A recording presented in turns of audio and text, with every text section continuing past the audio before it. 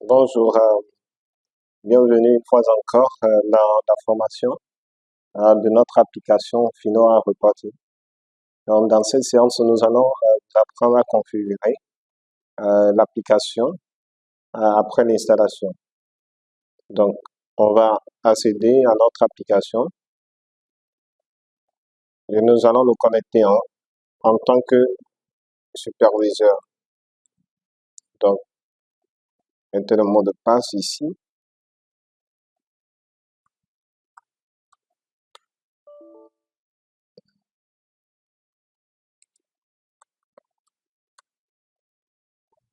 OK, donc on va lancer l'application et on va se connecter ici. Vous vous connectez aux paramètres authentification. Donc, l'année, le compte. Donc, on va choisir les paramètres. On choisit l'année. On choisit le compte. Et puis, nous allons valider. D'accord? Normalement, avant validation, après validation, vous devez pouvoir accéder au compte ici, pour pouvoir faire l'inventaire. Donc, mais pour le moment, on va pas faire l'inventaire, on va revenir là-dessus. Par la suite, donc, on va cliquer sur menu. Le menu pour accéder à l'interface, où nous allons essayer de paramétrer l'application. Donc, on est sur le tableau de bord. Donc, au niveau du tableau de bord, nous avons les différentes parties, le sort de compte, les paramètres, ainsi de suite. Donc, on a déjà étudié un peu de façon générale et cette partie dans la présentation de notre application. Donc, ce qui nous intéresse aujourd'hui, c'est la partie paramètres. Donc, on va prendre la partie paramètres. Donc, dans paramètres, qu'est-ce qu'on va faire? On va essayer de configurer l'application.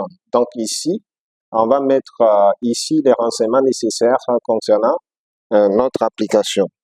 Donc, quand vous venez au niveau du paramètre, vous avez plusieurs onglets.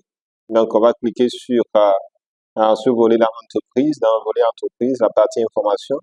Donc, on va renseigner le nom de l'entreprise, l'activité. Donc, moi, je vais mettre le nom de notre cabinet ici, expertise plus. D'accord, activité, je vais mettre consultation pour raccourci. Donc la forme juridique, je vais mettre la forme juridique. D'accord, je vais mettre les capitales. Donc mettez les informations selon le pays et selon les informations qui sont sur le registre du commerce de l'entreprise. D'accord, donc ici je vais mettre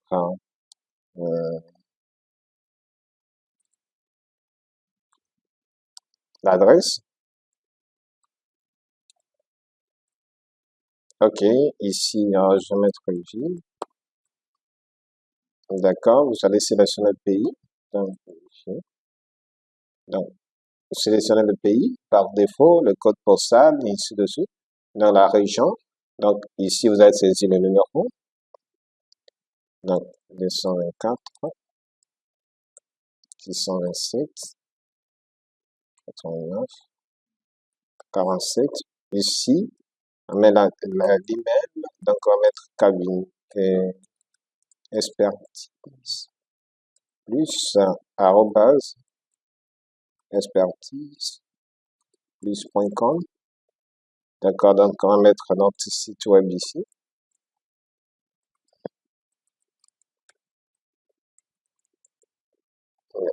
.com. D'accord? Donc ça, c'est les renseignements directs, ainsi de suite. Donc, pour le moment, vous configurez cette partie et puis vous cliquez sur valider.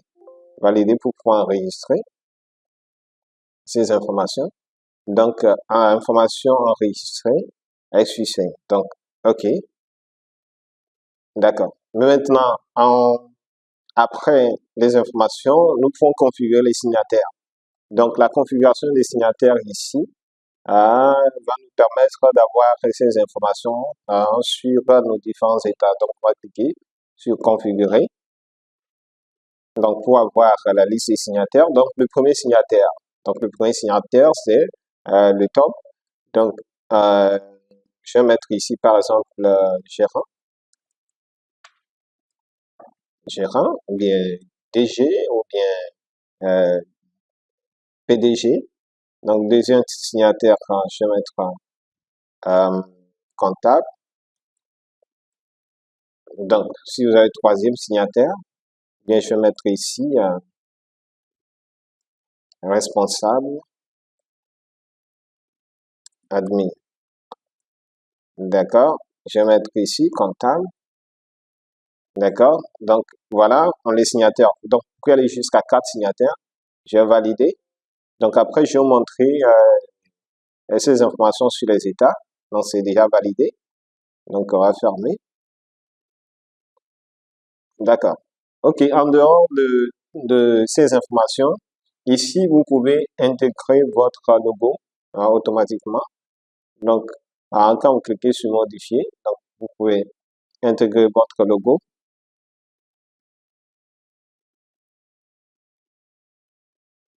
Donc, on va prendre le logo. Je vais voir si j'ai le logo ici. Logo du cabinet. Donc, on va l'intégrer ici. D'accord. Donc, ici, en dehors du logo, nous pouvons ici intégrer les informations cachées. Donc, si vous voulez que les cachés soient sur vos états de façon automatique, donc il faut les configurer ici. Donc, je vais cliquer sur modifier. Donc, pour pouvoir intégrer aussi le cachet. Donc, tout dépend de vous. Si vous voulez faire tout de façon numérique, donc vous allez le faire. Donc, je vais sélectionner le cachet ici. Donc, le cachet est venu. Mais pour que le cachet apparaisse sur vos états, vous devez configurer cette partie-là, automatique. D'accord? Donc, là, ce sera automatique. Donc, si vous décochez, après, le cachet n'apparaîtra plus sur les états. Donc, voilà un peu les configurations au niveau de l'entreprise. Donc, ça, c'est la partie information. Donc, on peut venir ici pour configurer l'entête et pied de page. Donc, vos entêtes et vos pieds de page seront configurés ici. Donc, je vais mettre des informations ici. Mettre cabinet, expertise, plus. D'accord, des informations que vous voulez mettre. Donc, vous pouvez centrer ces informations-là. Vous pouvez mettre la couleur, ainsi de suite. D'accord. OK. Ici, c'est pied en tête. Ici, c'est pied de page. Donc, nous allons dire ici notre slogan, l'expertise. C'est notre métier. D'accord. Donc, vous validez ici.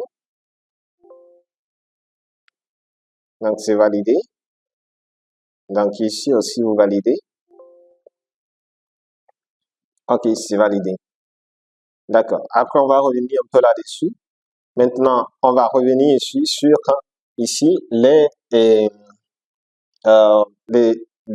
billets et les devises. Donc, on crée les devises ici. Pour créer un nouveau devise, c'est juste cliquer sur ajouter.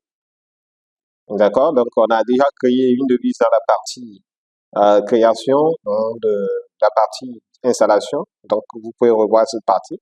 Donc, vous allez créer la devise. Donc, vous voyez qu'en créant la devise déjà, il y a une devise de base. La devise de base, c'est la devise que nous avons créée lors de l'installation. Donc, ça devient la devise de base. Donc, il faut faire attention à cela parce que ce serait la monnaie principale que vous allez utiliser pour faire les opérations. D'accord. Ici, il y a ici, vous mettez les renseignements concernant la devise. Ici, le nom de la devise, le cours par rapport à la devise de base et le cycle. Donc, après création de la devise, je vais vous montrer comment créer les billets. Donc, vous créez les billets. L'objectif de la création des billets, c'est pour pouvoir faire des opérations en billets. Donc, vous allez donner les détails de toutes vos opérations en termes de billets. Donc, puisqu'on a créé déjà une devise ici, donc quand vous venez ici, ce sera assez simple. Je clique ici. Donc, ici, vous pouvez créer les billets. Donc, vous mettez la désignation ici. La désignation, la partie désignation synthèse. Donc, ici, vous mettez les valeurs. Donc, vous respectez cette logique-là et puis vous validez. Donc, on va revenir un peu sur la numérotation des pièces et ici les autres configurations. D'accord. Donc, on va ici pour le moment la numérotation. Donc, on peut adopter deux types de numérotation automatique et manuelle. Donc, ici, c'est de voir si vous allez utiliser un système manuel après faire le reporting. Donc, vous allez laisser ça sur manuel, mais si vous voulez tout faire le reporting directement à partir du système, c'est recommandé d'utiliser les numérotations automatiques. Donc, là, le système va générer automatiquement des numéros des opérations que vous allez utiliser. OK. Donc, ici, si vous voulez mettre des numérotations pour les opérations de trésorerie, vous mettez ici. Pour les virements aussi, vous allez définir un numéro, les numérotations. Donc, ici aussi, pour les opérations du personnel, vous allez aussi définir une numérotation. Donc, je vais mettre, par exemple, ici, personnel, je vais mettre 00, 00. Bon, je vais mettre 1, comme ça, et puis je valide. Ici, et vous validez. Donc, ici, vous avez une notification que ce serait irréversible. Parce que si vous voulez faire, vous ne pouvez pas changer. Donc, si vous voulez annuler, vous annulez. Donc, vous cliquez sur oui. Si vous voulez valider, d'accord, c'est validé avec succès. Donc, vous voyez, donc la fenêtre n'est pas ici, n'est pas ici. Et vous avez la barre de numérotation ici. Donc, tout ce que vous allez faire avec le personnel, ce serait automatiquement à partir de la numérotation là. Donc, les autres éléments aussi peut être numérotés. D'accord? Parce que, bon, c'est de voir si vous allez adopter un système de numérotation automatique ou manuel. Mais pour le personnel, c'est très important pour pouvoir faire des opérations dans l'application. D'accord? En dehors de la partie numérotation, nous avons ici des paramètres. Donc, ici, activer la gestion de la prévision. Donc, si vous voulez faire la gestion budgétaire, donc vous cochez ici oui. Donc, si vous cochez oui, ça va nous permettre, le système va permettre de faire la gestion budgétaire. Donc, vous allez pouvoir faire la gestion budgétaire. Donc, on va revenir là-dessus. Ici, la gestion de billettage et des pièces jointes. Est-ce que vous voulez utiliser les billets?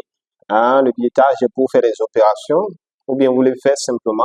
Donc, si vous cliquez sur oui, donc vous pouvez ajouter des billets à vos opérations et des pièces jointes. D'accord? Tout ce qui est pièces jointes peut être ajouté, consulté. Donc, ici, est-ce que vous voulez activer la gestion de la clôture, de la prévision? Ici, c'est quoi? On a créé l'option là pour pouvoir gérer automatiquement les clôtures des prévisions. Et si par exemple vous avez fait une prévision sur une année, à la fin de l'année, est-ce que vous voulez clôturer la prévision ou bien vous voulez continuer à utiliser cette prévision-là? Donc, si vous voulez clôturer, donc vous allez activer l'option là. Ça va vous permettre de clôturer. Mais c'est pas ici l'option qui permet de faire une clôture. Vous aurez une partie spécifiquement pour faire les clôtures. D'accord. Donc ici, c'est à vous de voir qu'est-ce que vous voulez faire réellement avec l'application parce que l'application répond à toutes les exigences d'un rapport financier. Donc, vous allez configurer selon votre besoin. Donc, nous allons entamer cette partie.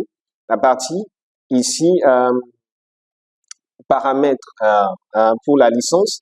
Donc, ici, vous pouvez activer la licence. Donc, pour la première année, si vous voulez activer la licence, donc vous cliquez sur activer la licence, vous renseignez les éléments là et vous validez pour activer la licence. Donc, ici aussi, après activation, à la fin de chaque année, vous devez clôturer l'année pour commencer une nouvelle année. Donc, moi, j'ai l'année qui est en cours.